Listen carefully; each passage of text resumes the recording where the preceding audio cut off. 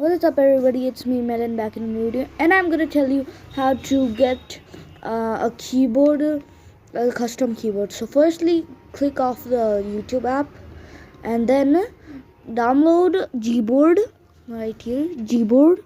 Then click on it.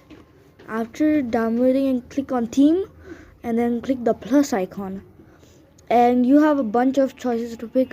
What I want is this one, so I'm just gonna pinch the sides just to scale it and drag it to move it. So I'm just gonna move it like that, and I'm gonna adjust the brightness to 74%, and then boom, there. I'll click no keyboarders because I don't want keyboarders. And then if you go back and go to Google, you can see it is the same. You can